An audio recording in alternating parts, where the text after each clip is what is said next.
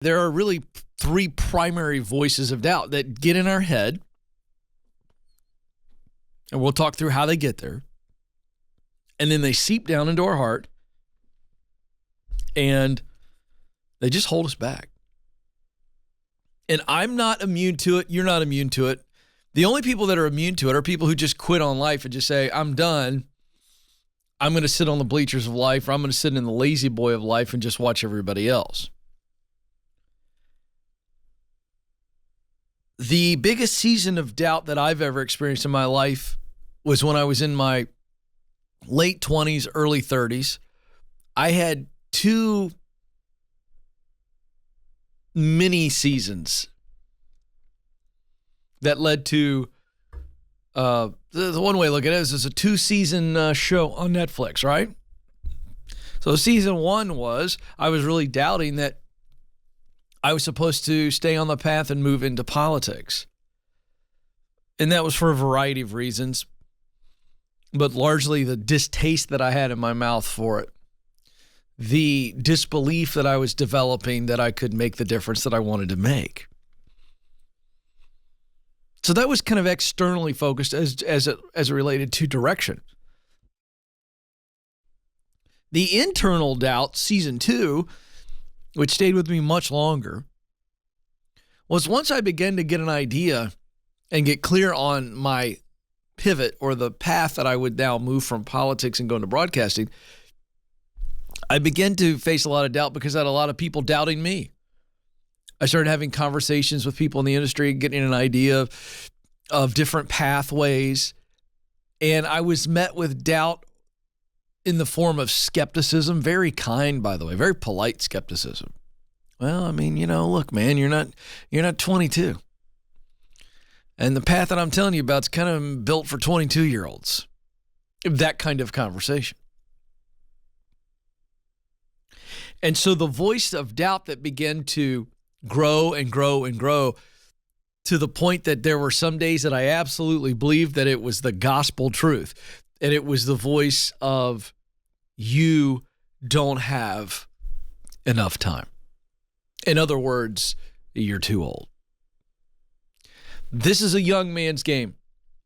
It's a much longer journey than you have time for given your age. That was the voice. It would pop up on a regular basis. And when that voice of doubt stays in our head long enough, just as the voice of fear does, here's what happens. Early on, we kind of wonder if that voice is true, and we maybe come up with some alternate voice. But then the more the voice pops up, and we don't really reason with it, meaning we attack it with some logic, we attack it with some truth, we decide to wrestle with the voice. The longer that keeps happening, and we don't wrestle, we don't reason, then we just kind of give up because it's exhausting. It's the same stinking voice popping up day in, day out. And we get weary. And we go, all right, maybe you're right. And we go from exhaustion to acceptance, and we accept the voice. And so now the voice, which could be completely lying to you, becomes a hard fact.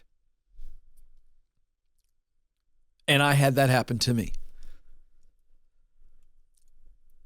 And for about a year, I accepted that voice. And then at one point, I just went, you know what? I remember a time when I didn't believe the voice of doubt, that I didn't believe people who'd say to me, Ken, you're too old to get into broadcasting. I remember a time when I didn't believe that from those people, and I didn't believe my own voice of doubt. And I want to know why I didn't believe it then, and I want to go back and get there. And then I shook myself out of it, and I kept moving forward. Now, I want to walk through 3 voices, in other words, causes of self-doubt. I think they're the big 3, if you will.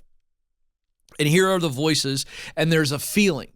So those of you that want to take notes, this is huge. Those of you on YouTube, pause it, record it, whatever. I'm telling you, this is going to set a lot of people free. Here we go.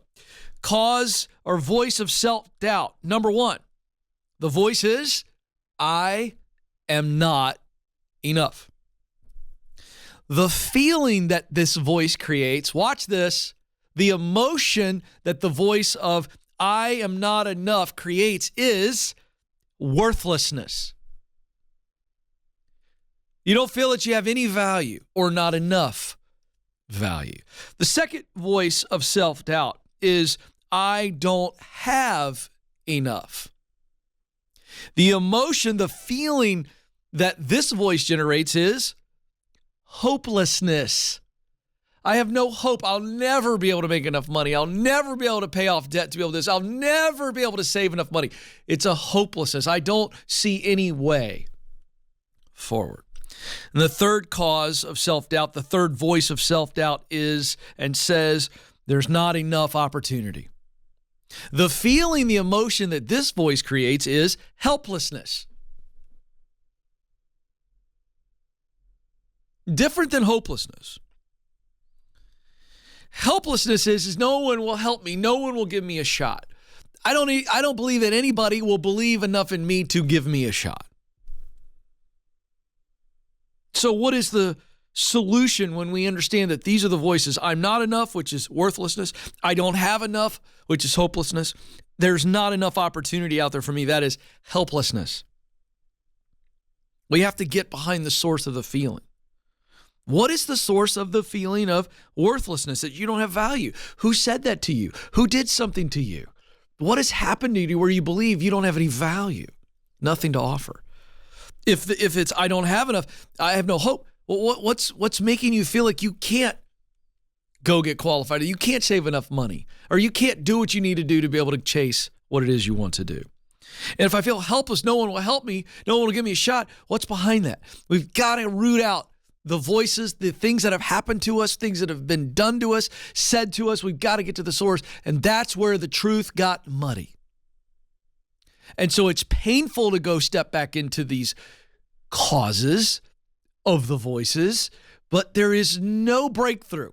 There's no healing. There's no progress if we don't get to the source of these voices. Because I'm here to tell you, you are worth a whole lot. You do have something that you can do. You can save the money, make the money, get qualified. People will see value in you. People will help you. Why? Because you're valuable.